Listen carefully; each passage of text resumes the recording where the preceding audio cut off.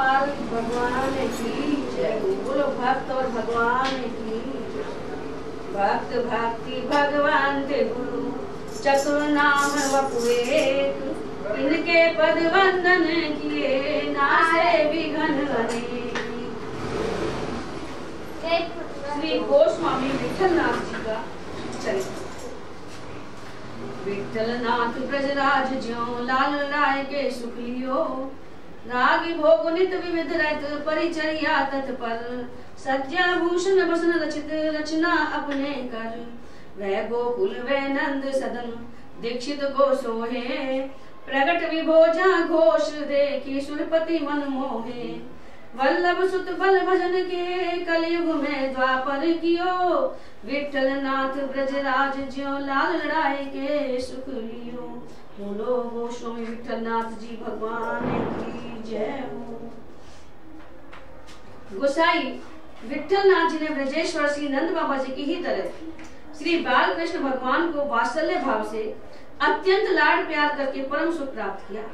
आप नित्य प्रति श्री ठाकुर जी की सेवा में अनेक प्रकार के सामिक पदों का गायन एवं उत्तमोत्तम नैवेद्य समर्पण पूर्वक अष्टयाम सेवा में ही तल्लीन रहते थे। आप अपने हाथ से ही श्री ठाकुर जी का वस्त्राभूषणों से श्रृंगार करते एवं शयन के लिए सैया सजाते थे, अर्थात समस्त सेवा स्वयं ही करते थे। द्वापर में श्री गोकुल एवं नंद बाबा के महल की जो शोभा थी, वही शोभा दक्षिणात्य दीक्षित ब्राह्मण श्री विठलनाथ जी के समय में भी श्री गोकुल एवं उनके भवन की थी।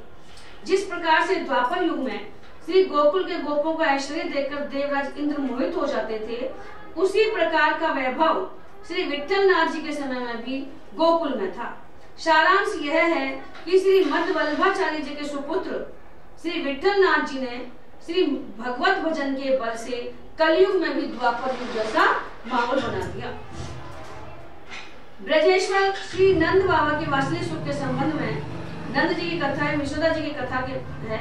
श्री विठलनाथ जी का श्री ठाकुर जी के प्रति जैसा भाव था, तो ठाकुर जी भी इनके प्रति वैसा ही बाल विनोद करते थे। एक बार आप श्री ठाकुर जी को दूध पिला रहे थे। श्री ठाकुर जी ने एक घूंट पीकर दूध का कटोरा मुख से हटा दिया। आपने पूछा, क्यों भगवान, आप पीते क्यों नहीं है? ठाकुर जी ने कहा, दूध में मिश्री इतनी अधिक है कि वह मुझसे पिया नहीं जा रहा, मीठा बहुत ज्यादा है। तब बड़ी मनुहार करके गोसाई जी ने जैसे तैसे थोड़ा दूध पिलाया। कोई बात नहीं, अब तो ज्यादा मीठा है तो पी लो थोड़ा बहुत, तो पीछे कम डाल दूंगा। दूसरी बार के भोग में आपने दूध में कम मिश्री डाली, परंतु यह क्या, श्री ठाकुर जी ने फिर पूर्ववती एक घूंट लेकर कटोरा हटा दिया। हाँ, जब पुनः श्री गोसाई जी ने पूछा तो कह दिया कि अब की बार तो एकदम सीठा सीठा लग रहा है, कम मीठा है अब की बार। जैसे बच्चा कहते हैं, भला इतना सीठा दूध कोई कैसे पी सकता है। श्री गोसाई जी के बड़े मनावन करने के पश्चात थोड़ा सा दूध पिया, मनाया। जब पुनः तब जब भोग का अवसर आया तो श्री गोसाई जी ने दूध और मिश्री अलग अलग रखकर भोग लगाया। दूध में मीठा ना डालना, में जितनी आवश्यकता हो उतनी डाल लेना। तो दूध, हाँ, दूध अलग और मिश्री अलग। श्री ठाकुर जी ने पूछा, ऐसा क्यों? ऐसा तो आप कभी नहीं करते थे। आपने कहा कि जब मेरे द्वारा मिश्री मिलाया हुआ दूध आपको पसंद नहीं आता है, तो आज आप स्वयं ही मिश्री मिलाकर पी लिए, कम पियो या ज्यादा पियो। श्री ठाकुर जी ने कहा, परंतु मुझे तो मिश्री मिलाना आता ही नहीं है, मैं कैसे मिलाऊंगा, आप ही मिलाकर पिलाइए। जब गोसाई जी ने झुंझलाकर कहा कि जब आप दूध में मिश्री मिलाना जानते ही नहीं तो इतनी बात क्यों बनाते, या में ज्यादा या में मीठो कम है। जैसा दूध वैसा ही पी लिया करो, जब कोई काम आवे ना तो नखरा नहीं लगाना चाहिए। श्री ठाकुर जी संकुचित होकर गोसाई जी के हृदय से चिपक गए और श्री गोसाई जी ठाकुर जी को हृदय से लगाकर सुख सिंधु में डूब गए। छोटा बेटा है ना, तो बच्चा पहले करे मनुहार करवावे और फिर माँ के या पिता के चिपक जावे, तो ऐसे ही ठाकुर जी गोसाई जी के हृदय से लग गए। ऐसे ही एक दिन शयन के समय श्री ठाकुर जी मचल गए। सोने के समय कभी तो कहते हैं सैया ठीक नहीं है, कभी कहते हैं बिछौना ठीक नहीं है, कभी कहते हैं बिछाओ, कभी कहते वह बिछाओ। जैसे बच्चा का या इतना सोमो या तो सोमो या बिछा बिछाओ, कभी कहते ऐसे बिछाओ, कभी कहते वैसे बिछाओ। उस दिन श्री गोसाई जी को न जाने कितनी सैया कितने बिछौने कितनी बार बिछाने पड़े बार बार, कभी या खाट पर ना सो, कभी या बिस्तर पर ना सो, तो गुसाई जी को बार बार बहुत सारे बिछौने बिछाने पड़े। श्री गुसाई जी के विशेष परिश्रम करने के पश्चात श्री ठाकुर जी शयन करने के लिए तैयार तो हुए, परंतु गुसाई जी का हाथ पकड़कर बोले कि आप भी इसी सैया पर शयन कीजिए। ठाकुर जी ने की। श्री गुसाई जी ने कहा कि ऐसा क्यों? श्री ठाकुर जी ने कहा कि आपकी गोद में शयन करता हूँ तो मुझे नींद अच्छी आती है और मैं सुख पूर्वक सोता हूँ, मुझे अकेलेपन में नींद नहीं आती। वस्तुतस्तु श्री बाल कृष्ण भगवान श्री नंद यशोदा जी की गोदी में ही शयन करते थे। जनन्योपहतम प्राश्य स्वादन मुंह पलालितो संविषय वर्षयायाम सुखम सुश्रुत पत्तुवर्जे। दोनों भाइयों ने माताओं का परोसा और स्वादिष्ट अन्न ग्रहण किया। इसके पश्चात अति लाड प्यार से दुलार कर श्री यशोदा और रोहिणी ने इन्हें सुंदर सैया पर सुलाया। माता की गोद में भगवान श्री श्याम सुंदर एवं बलराम जी बड़े आराम से सो गए। एक दिन श्री ठाकुर जी एक बंदर को देखकर भयभीत हो श्री गुसाई जी की गोद में छिप गए। यह देखकर श्री गुसाई जी के मन में बड़ी शंका हुई कि जब ये एक छोटे से बंदर को देखकर इतना भय कर रहे हैं, तो भला त्रेता युग में इन्होंने पर्वताकार वानर भालुओं को साथ में लेकर महाभयानक रावण आदि राक्षसों से संग्राम कैसे किया होगा। गुसाई जी के मन में शंका हो गई कि ये छोटे से बंदर से डर रहे हैं तो इन्होंने कैसे संग्राम किया। जब स्वप्न में श्री ठाकुर जी ने इनसे कहा कि देखो, आप या तो मुझसे माधुर्य में फासले प्रेम ही कीजिए या ऐश्वर्य भाव में रखिए। बड़ा रूप देखिए, एक मयान में दो तलवारें नहीं रह सकती, क्योंकि आप इधर तो मुझे बालक मानते हैं और उधर ऐश्वर्य भी देखना चाहते हैं, यह ठीक नहीं। इसी मध्य आपकी निद्रा भंग हो गई और आप जाग गए तथा श्री ठाकुर जी के द्वारा स्वप्न में उद्बोधन प्राप्त हो उनकी कृपा विचार कर गदगद हो गई। आपके वात्सल्य भाव को श्री ठाकुर जी ने स्वीकार किया ही था। सर्वेश्वरी राधिका जी ने भी आपके भाव को अंगीकार किया था। वर्णन आया है कि एक चूड़ी पहनने वाली आई तो श्री गुसाई जी ने उससे कहा कि घर में जाकर सभी बहुओं को चूड़ी पहना दो तथा पैसा मुझसे ले लेना। आपके 7 पुत्र थे और 7 विवाहित थे, अतः बहुएं भी 7 हुई। लेकिन आपने यह नहीं कहा कि 7 वधुओं को, बल्कि यही कहा कि सभी बहुओं को चूड़ी पहनाना। अतः श्री राधिका जी को भी चूड़ी पहनने का अवसर मिल गया, क्योंकि ठाकुर जी में वात्सल्य भाव रखने से यह भी तो इनकी पुत्रवधू हुई। यदि 7 का नाम लिया होता तो कदाचित श्री जी को चूड़ी पहनने का अवसर नहीं मिलता। 7 वधुएं घूंघट करके आई और चूड़ी पहनकर चली गई। 7 वधुएं घूंघट कर आई, चूड़ी पहन चली गई। जब श्री जी ने अपना हाथ बढ़ाया तो चूड़ी हारिन श्री जी के श्रीकर कमलों को देखते हुए शिथिल हो गई। श्री राधा जी ने भी अपना हाथ बढ़ा दिया चूड़ी पहनने के लिए, और चूड़ी पहनाने वाली वो बिल्कुल खो गई सुदबुदी। उसके हाथ से चूड़ियां छूटकर गिर गई। उसकी समझ में यह नहीं आ रहा था कि इतने सुंदर सुकोमल हाथों में मैं कौन सी कैसी चूड़ी पहनाऊं, कहां से लाऊं इतनी सुंदर चूड़ी राधा जी को। वह बहुत देर तक श्री जी का हाथ अपने हाथ में लिए चकित एवं विथकित सी बनी रही। फिर वह मुश्किल से जैसे तैसे करके चूड़ी पहना पाई। तत्पश्चात वह चूड़ियों के पैसे लेने श्री गोसाई जी के पास पहुंची तो आप 7 वधुओं की चूड़ी पहनने के दाम देते और वह 8 के पैसे मांगते। गोसाई जी के 7 बहुएं थी तो 7 के ही पैसे दे रहे थे, और जो पहनाने वाली थी वो 8 के पैसे मांग रही थी। श्री गोसाई जी की समझ में यह नहीं आ रहा था कि पुत्र वधुएं तो 7 ही हैं, फिर इसने 8वीं किस वधु को चूड़ी पहनाई। ऐसा ज्ञात होता है कि यह पैसा लेने के लिए झूठ बोल रही है, परंतु चूड़ी हारी 100 सौगंध कर कहती है कि मैंने 8 वधुओं को चूड़ियां पहनाई। मैं झूठ नहीं बोल रही हूँ, मैं किसी की भी सौगंध खा सकती हूँ। मैंने 8 बहुओं को चूड़ी पहनाई। यदि मेरी बात सत्य निकले तो मैं सब दाम छोड़ दूंगी, एक पैसा भी नहीं लूंगी। श्री गोसाई जी ने अधिक विवाद में न पड़कर उसे 8 के ही पैसे तो दे दिए, परंतु मन से वह बात निकली नहीं थी और न उसका कोई समुचित समाधान ही हो रहा था कि 8वीं बहू कहाँ से आ गई। आखिरकार तब रात्रि में श्री जी ने कहा कि उस चूड़ी वाली ने मुझको भी चूड़ियां पहनाई है बाबा, क्या आप मुझे अपनी पुत्रवधू नहीं मानते हैं? यदि आप अपनी पुत्रवधू मानते हैं तो 8 का दाम देने में दुख क्यों मानते हैं? जब आप कन्हैया को अपना पुत्र मानते हैं तो मैं भी तो पुत्रवधू ही ना। आपने ही तो कहा था कि सब वधू को चूड़ी पहना दो, तभी तो मैं भी पहनने का साहस कर सकी। श्री जी के इन वचनों को श्रवण कर गोसाई जी भाव विभोर हो गए, परमानंद सिंधु में निमग्न हो गए। ऐसे ही आपके अनेकों चरित्र हैं जिससे आपके वात्सल्य भाव के से भावित होकर श्री ठाकुर जी ने आपको अपार सुख प्रदान किया। बोलो ठाकुर जी और श्री राधा रानी की जय हो। एक बात यहाँ बड़े महत्व की है कि इन प्रसंगों से प्रमाणित होता है कि श्री ठाकुर जी ने भी इनके भाव को स्वीकार कर लिया था। वैसे तो सभी लोग निज भावानुसार कोई ना कोई अपना संबंध श्री ठाकुर जी से रखते ही हैं, परंतु सही संबंध तो उन्हीं का समझना चाहिए जिसको श्री प्रभु भी स्वीकार कर ले। यानी हमने तो स्वीकार कर लिया प्रभु, लेकिन आप भी हमें स्वीकार करें। दृष्टांत पंडित उमापति जी का। श्री अयोध्या निवासी पंडित श्री उमापति जी स्वयं को श्री वशिष्ठ जी के रूप में मानते हुए सपरिवार सपरिकर श्री राम जी को अपना शिष्य मानते थे। अच्छा, अपने आप को वो वशिष्ठ जी का परिवार मानते थे और राम जी को अपना शिष्य। ये नित्य प्रति अपनी प्रसादी माला श्री कनक भवन बिहारी श्री राम जी को पहनाते थे। एक बार कुछ लोगों ने ऐतराज किया कि आप ये ठीक नहीं करते हैं कि पहले आप पहनते हैं और फिर भगवान को पहनाते हैं। तब दूसरे दिन आप नवीन माला खरीद कर ले गए, परंतु जब मैं माला श्री राम जी को धारण कराई गई तो तत्काल ही टूटकर गिर पड़ी। पुनः उस माला को जोड़कर श्री ठाकुर जी को पहनाई गई, परंतु प्रत्येक बार टूट कर गिर पड़ती थी।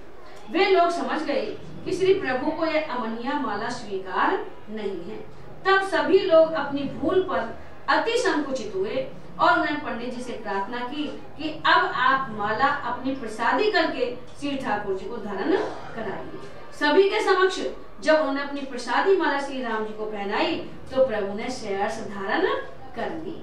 श्री जानकी जी में आपका पुत्र वधु का भाव था, जैसे गुसाई जी का था कृष्ण भगवान में, राधा जी में, ऐसे ही भगवान पंडित जी उमापति का जानकी जी में पुत्र वधु का भाव था, क्योंकि शिष्य भी तो पुत्र ही होता है। अतः आप श्री सीता जी की ओर दृष्टि नहीं करते थे, क्योंकि वह भी आपके भावानुसार आपसे संकोच करती थी। आपने पुजारी से कह रखा था कि जब मैं दर्शन करने आऊं तो श्री जानकी जी की ओर पर्दा कर दिया करना। पुजारी जी भी विशेष सावधानी पूर्वक सर्वदा ऐसा ही करते थे। एक बार संयोग से श्री पंडित जी आए तो पुजारी जी पर्दा करना भूल गए। फलस्वरूप मंदिर की एक और की किवाड़ स्वयं ही धड़ाके के साथ बंद हो गई। श्री पंडित जी समझ गए कि पुजारी जी की विस्मृति से स्वयं जानकी जी को किवाड़ बंद करनी पड़ी। अतः आपने बहुत ही खिन्न होकर कहा, पुजारी जी अब हम मंदिर में दर्शन करने नहीं आएंगे, क्योंकि हमारी पुत्र वधु सीता जी को परेशानी होती है, क्योंकि आप लोग असावधानी करते हैं जिससे श्री जानकी जी को कष्ट करना पड़ता है। पुजारी जी ने अपनी भूल स्वीकार की और उसके लिए क्षमा प्रार्थना की तथा भविष्य में ऐसी भूल न होने की शपथ ली। तब आप पुनः मंदिर में जाने लगे। कहते हैं कि एक बार श्री अयोध्या के राजा श्री ददुआ जी महाराज की इच्छा हुई कि मेरे राज सदन का शिलान्यास पंडित श्री उमापति जी के द्वारा ही संपन्न हो। राजा साहब ने भेंट में 1.25 लाख रुपया देने का निश्चय किया था। राजा साहब ने विशेष आग्रह तथा अनुरोध किया, परंतु आपने इस प्रस्ताव को अस्वीकार कर दिया। आपने कहा कि जब श्री राम और लक्ष्मण मेरे शिष्य हैं तो मैं किस लिए और क्यों किसी के द्वार पर जाऊं? मैं अपना नियम नहीं छोड़ूंगा। मैं महाराजा साहब को यहीं से हृदय से शुभ आशीर्वाद देता हूँ। ऐसे निष्ठावान थे पंडित उमापति जी। इसी से तो श्री राम जी ने इनके भाव को स्वीकार किया था। ठीक इसी प्रकार से विठल नाथ जी के भाव को श्री श्रीनाथ जी ने स्वीकार कर लिया था। अतः कहते हैं विठल नाथ सुख लियो। विठल नाथ जी ने पूरा सुख लिया। राग भोग त्रिविध। श्री गोसाई जी स्वयं बड़े कुशल पद रचनाकार एवं गायक थे। तब भी आपने ठाकुर जी की अष्टयाम राग पद कीर्तन सेवा के लिए 8 परम प्रवीण कीर्तनकार नियुक्त कर रखे थे। श्री सूरदास जी, श्री परमानंद दास जी, श्री कुंभन दास जी एवं श्री कृष्णदास जी, ये 4 कीर्तनिया तो श्री मध्य वल्लभाचार्य महाप्रभु जी के कृपा पात्र तथा श्री गोविंददास जी, श्री चतुर्भुज दास जी, श्री क्षीर स्वामी जी, श्री नंददास जी, ये 4 कीर्तनिया श्री विठल नाथ गोसाई जी के कृपा पात्र थे। ये लोग नित्य नवीन पदों के द्वारा श्री ठाकुर जी की राग सेवा करते थे। इसी प्रकार नित्य प्रति के लिए नए नए उत्तमोत्तम भोग की भी बड़ी सुंदर व्यवस्था थी। यह नहीं कि एक दिन बनाकर रख लिया और 6 महीने तक भोग लगता रहा। इस पर दृष्टांत एक पुजारी जी का है। एक बार की बात है, श्री विठल नाथ जी श्री ठाकुर जी को भोग लगा रहे थे। उस समय आपको शाक में कोई क्रम दिखाई पड़ा तो आपको विशेष मानसिक क्लेश हुआ और विचार करने लगे कि हमारे रहते ही परिचारक लोग इतनी असावधानी करते हैं तो हमारी अनुपस्थिति में तो ये लोग न जाने क्या करेंगे। फिर तो आपने अत्यंत खिन्न होकर सभी स्थानीय लोगों को बुलाकर कहा कि अब आप लोग ठाकुर जी की सेवा पूजा एवं मंदिर कार्य संभालिए, मैं तो संन्यास ले लूंगा, हमसे सेवा में असावधानी देखी नहीं जाती। आप कितना कहते हैं, सभी लोग अति दुखी हो गए, जैसे कि मानो उन्हें मूर्छा सी आ गई हो। सभी ने आपसे बहुत अनुनय विनय की तथा इस अपराध के लिए क्षमा याचना की एवं भविष्य में ऐसी भूल कभी नहीं होगी इसके लिए शपथपूर्वक प्रतिज्ञा की। परंतु आप अपने निश्चय से विचलित नहीं हुए। जब आप ठाकुर श्री नाथ जी से आज्ञा लेने गए तो श्री ठाकुर जी ने अत्यंत उदास होकर कहा, गोसाई जी आप मेरे लिए भी एक गेरुआ वस्त्र मंगवा दो, तुम तो संन्यास ले ही रहे हो, लेकिन मैं भी फिर तुम्हारे साथ चलूंगा। आपने कहा कि जय जय, आपके लिए तो एक से एक बढ़िया पोशाकें रखी हैं, फिर आप कसाय वस्त्र दान करने की क्यों इच्छा कर रहे हैं। श्री ठाकुर जी ने कहा, जब आप संन्यास लेंगे तो मैं भी संन्यास ले लूंगा, मैं आपको छोड़कर यहाँ नहीं रह सकता। श्री विठल नाथ जी ने कहा, मुझसे आपकी सेवा में त्रुटि सहन नहीं हो रही है, अतः मैं तो इस दुख के कारण ही संन्यास ले रहा हूँ। श्री ठाकुर जी ने कहा, जब मैं दुख नहीं मान रहा हूँ तो आप क्यों दुखी हो रहे हैं, आपसे तो मैं सदा ही प्रसन्न हूँ एवं प्रसन्न ही रहूंगा। तब श्री विठल नाथ जी ने अपना निश्चय छोड़ा। ऐसी अपूर्ण निष्ठा थी आपकी श्री भगवत सेवा में। भक्त भगवान की जय हो। सज्जा भूषण अपने कर, इसका भाव यह है कि श्री विठल नाथ जी गोसाई जी पंडा पुजारियों के ऊपर भगवान की सेवा नहीं छोड़ते थे, स्वयं समस्त सेवाएं बड़ी तत्परता के साथ करते थे। श्री नाभाजी कहते हैं, रहत परिचर्या तत्पर, सेवा में ऐसी लगन थी कि आप विराजते तो थे श्री गोकुल में, परंतु नित्य प्रति श्री नाथ जी की सेवा करने हेतु घोड़े पर चढ़कर श्री जतिपुरा गोवर्धन आते थे। गोकुल से गोवर्धन होगा। किसी कारणवश यदि आने में कुछ विलंब हुआ तो अन्य सेवा चाहे कोई दूसरी पुजारी कर ले, परंतु श्री ठाकुर जी के आठ तो स्वयं ही आकर करते थे। श्री वल्लभ कुल में यह नियम आज भी अक्षुण्ण चला रहा है। श्री ठाकुर जी की आरती सेवा श्री गुसाई स्वरूप ही करते हैं। कलयुग में द्वापर की हो श्री भगवान निष्ठा सदाचारी पुरुष अपने सदाचार बल से कुकाल को भी सुकाल बना देते हैं, यानी बुरे समय को भी अच्छा समय बना देते हैं। एवं श्री भगवत विमुख दुराचारी पुरुष अपने अनाचार दुराचार पापाचार से सुकाल को भी कुकाल बना देते हैं। देखिए, अत्याचारी रावण के राज्य में सतयुग, त्रेतायुग, द्वापर युग और कलयुग से भी बुरा हो रहा था। यथा अस भ्रष्ट आचार्य संसारा धर्म सुनई नहीं काना, तेई बहु विदिता सही देश निकसई जो कह वेद पुराना। जैसे मूर्तिमान धर्म मर्यादा पुरुषोत्तम श्री राम जी के राज्य काल में त्रेता युग में भी सतयुग हो रहा था। यथा त्रेता भाई कृतयुग की करनी चारे चरण धर्म जगमाही, पूरी रहा सपने हो अग नाही। उसी प्रकार से ही श्री विठल नाथ जी के भजन के प्रताप से कलयुग में द्वापर युग हो रहा था। एक प्रश्न यहाँ होगा कि सतयुग त्रेता युग ने कहकर द्वापर क्यों कहा। इसका समाधान यह है कि श्री भगवत सेवा पूजा यह द्वापर युग का ही धर्म है। यथा ध्यान प्रथम जुग मख विधि दूजे, द्वापर परितोष प्रभु पूजे। क्योंकि द्वापर में परिचर्या सेवा पूजा हो रही है, इसलिए श्री विठल नाथ जी ने भगवान की सेवा पूजा का ही विस्तार तथा प्रचार प्रसार किया। अतः कहा कलयुग में द्वापर, यानी कलयुग में द्वापर कर दिया। सभी संप्रदायों की अपनी अपनी विशेषताएं होती हैं। श्री वल्लभ संप्रदाय में सेवा पूजा प्रधानता है। विशेष देखिए द्वितीय खंड में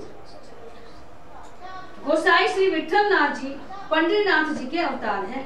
इस संबंध में विशेष अध्ययन के लिए द्वितीय खंड पृष्ठ 360 पर है। आप श्री मध्य वल्लभाचार्य जी के द्वितीय पुत्र हैं। आपका प्रादुर्भाव विक्रमाद्ध 1572 में काशी के निकट चरनाद्रि चुनारगढ़ में हुआ था। श्री आचार्य महाप्रभु जी ने अड़ेल प्रयाग के निकट आकर आपका जन्मोत्सव मनाया और यथा समय आपके समस्त शुभ संस्कार किए। पिता श्री आचार्य महाप्रभु जी के देख रेख में आपने समस्त श्रुति शास्त्र को सम्यक अध्ययन किया। तदुपरांत गृहस्थ आश्रम में प्रवेश हुए। आपकी श्री रुक्मणी जी एवं श्री पद्मावती जी नाम की 2 पत्नियां थी। श्री मध्वल्लभाचार्य जी के गोलोक गमन के अंतर उनके ज्येष्ठ पुत्र श्री गोपीनाथ जी को आचार्य गादी का उत्तराधिकार प्राप्त हुआ, परंतु अल्पकाल में ही उनके भी गोलोकवासी हो जाने के कारण तथा उनके सुपुत्र पुरुषोत्तम जी की बाल्यावस्था होने के कारण श्री विठलनाथ जी ने ही समस्त कार्यभार संभाला। आपने भगवान की सेवा पूजा में स्वयं विशेष रुचि ली। फलस्वरूप सेवा पूजा का विशेष विस्तार हुआ। इसी मध्य किसी बात को लेकर श्री विठलनाथ जी और अधिकारी श्री कृष्णदास जी इन दोनों में कुछ मनमुटाव सा हो गया। परिणाम यह हुआ कि श्री कृष्णदास जी ने गोलोकवासी गोपीनाथ जी की पत्नी को अपने पक्ष में करके उनके पुत्र पुरुषोत्तम जी को गद्दी का अधिकार दिलाया और श्री विठलनाथ जी के लिए श्री ठाकुर जी के दर्शन की ड्योढ़ी बंद करा दी। गोसाई जी को अधिकार छीन जाने का कोई कष्ट नहीं हुआ, परंतु इन्हें जो दर्शन से वंचित रखा गया इसका इनके मन में अपार क्लेश हुआ और ये खिन्न होकर पारासोली ग्राम चले गए। वहीं से आप श्री श्रीनाथ जी के मंदिर के ऊपर फहराती हुई ध्वजा को साष्टांग दंडवत प्रणाम कर लेते और मंदिर के झरोखे की और अपलक दृष्टि से देखते हुए मन में संतोष करते थे। श्री रामदास जी भीतरिया ये श्री ठाकुर जी की रसोई सेवा करते थे। इनका गोसाई जी से विशेष स्नेह था, अतः अधिकारी श्री कृष्णदास जी के मना करने पर भी ये नित्य प्रति सेवा से अवकाश मिलने पर श्री ठाकुर जी का बीड़ा प्रसाद लेकर विठलनाथ गोसाई जी का दर्शन करने अवश्य ही चाहते थे। श्री गोसाई जी भी इनको श्री ठाकुर जी के लिए फूलों का हार तथा विनय का एक श्लोक अर्पण करते थे।